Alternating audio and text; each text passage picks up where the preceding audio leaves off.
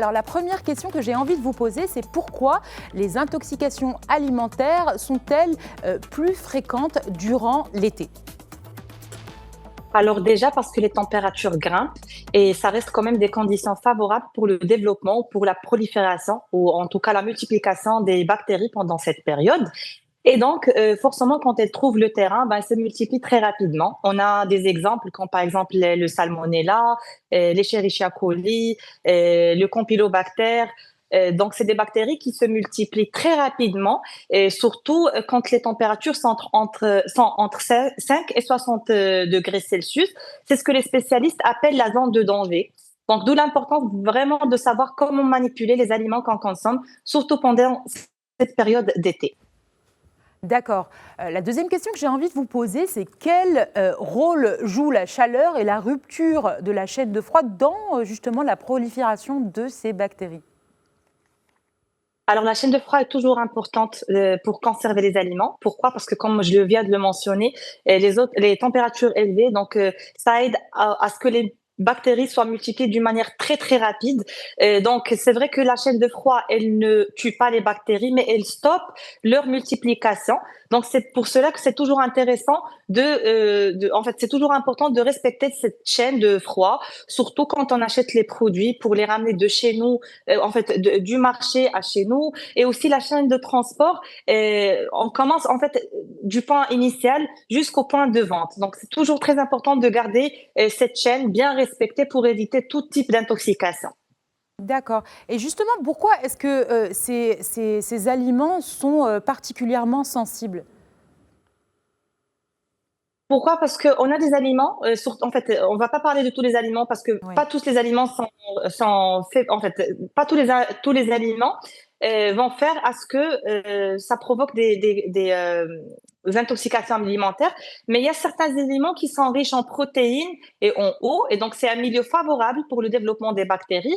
Et là, on parle notamment des viandes rouges, des volailles, des poissons, des fruits de mer, des œufs, des préparations à base d'œufs comme les mayonnaises par exemple, des Hmm. glaces artisanales.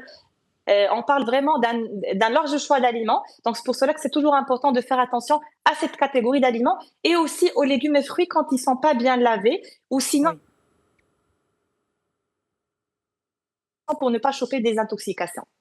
Et justement, qui dit été dit mariage et repas de mariage, et aussi restauration de rue ou pique-nique. Et justement, pourquoi ces situations sont-elles des situations qui peuvent créer des risques, justement, d'intoxication En fait, alimentaire?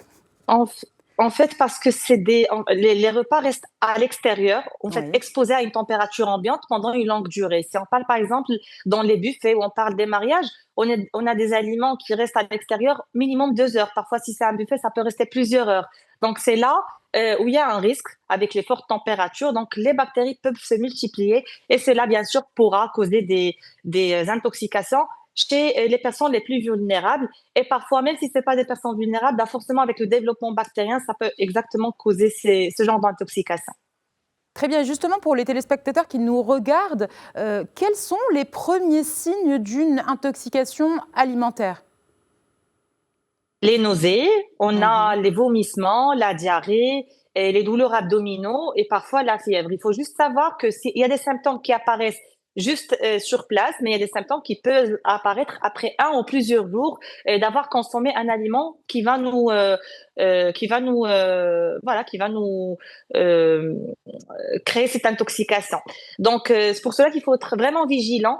Dès qu'on ressent les premiers symptômes, il faudra commencer à agir et ne pas laisser à plus tard. Et surtout, parfois, on peut ressentir en fait, des risques de, de déshydratation sur notre corps. Donc, c'est toujours important de savoir, en fait, de faire attention à ces symptômes et pouvoir faire appel à des professionnels de santé pour se faire diagnostiquer avant, voilà, avant que les symptômes soient plus graves, et que voilà, il y a des patients qui peuvent, euh, en fait, il y a des patients chez qui on peut trouver ces symptômes vont devenir en fait plus graves et après avec des complications.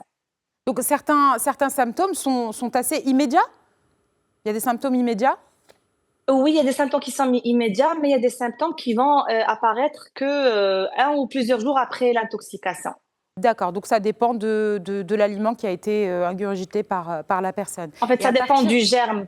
Du germe. Ça dépend du germe, exactement. Ok. Et à partir de quel moment, justement, il faut consulter un médecin en urgence? Quand les symptômes apparaissent, c'est quand les symptômes sont plus accentués, et surtout chez les personnes vulnérables. Et là, je vais mentionner chez les femmes enceintes, chez les enfants, les nourrissons, les personnes âgées, les personnes qui souffrent de maladies chroniques et les personnes qui ont des problèmes immunitaires ou une immunité qui est affaiblie. Donc, il faudra vraiment faire attention. Et donc, quand on pense à éviter justement une intoxication, on pense à nettoyer, par exemple, les aliments, bien se laver les mains. Mais est-ce qu'il y a d'autres gestes très efficaces pour justement pallier aux intoxications et se prémunir des intoxications? Entièrement, à part bien se laver les mains, à part bien laver les légumes et les fruits. Et j'insiste, ne pas laver à l'eau de Javel. On peut laver avec le bicarbonate de soude, avec du vinaigre. Et puis, on a aussi le fait de savoir manipuler les ingrédients. C'est-à-dire, on ne va pas utiliser les mêmes ustensiles pour les aliments crus et les aliments cuits. Et la même chose, on va l'appliquer sur les planches de découpage. On ne va pas découper sur la même planche des aliments crus après avoir manipulé des aliments qui sont...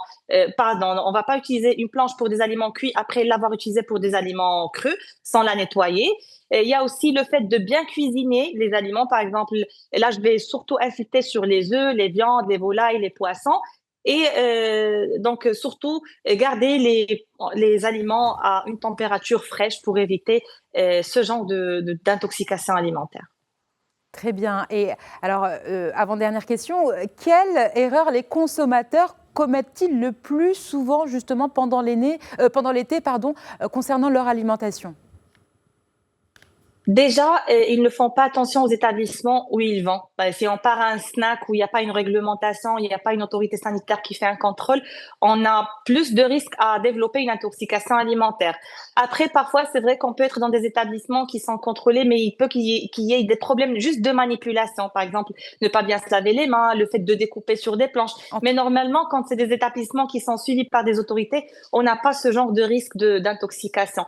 Donc, aussi le fait de ne pas maintenir des aliments à une température fraîche, parce que comme je l'ai mentionné au départ, les bactéries se prolifèrent ou se multiplient facilement quand il y a de l'humidité, quand il y a beaucoup d'eau, quand il y a beaucoup de protéines et surtout quand il fait chaud.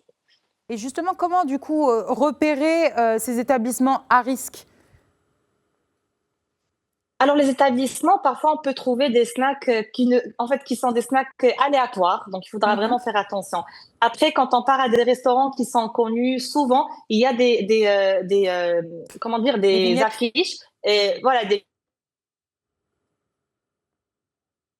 validées ou suivies par des autorités sanitaires qui font le contrôle des conditions d'hygiène, des conditions de stockage, des conditions de conservation de produits, de la chaîne de froid. Donc, à ce moment-là, on pourra au moins consommer des repas dans des endroits sans être dans le risque de choper une intoxication. Et justement, donc, au-delà des conseils individuels, est-ce qu'il faut renforcer les contrôles justement sanitaires pendant la saison estivale, dans la restauration, dans les marchés, pendant les fêtes et les événements qui accueillent un large public?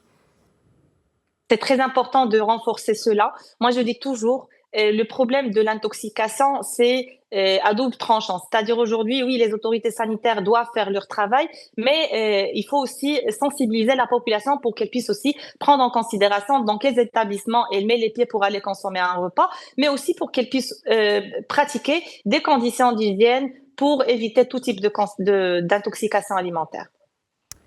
Merci beaucoup Nohaila. Je rappelle que vous êtes diététicienne, nutritionniste. Merci beaucoup d'avoir été avec nous aujourd'hui. Merci seulement.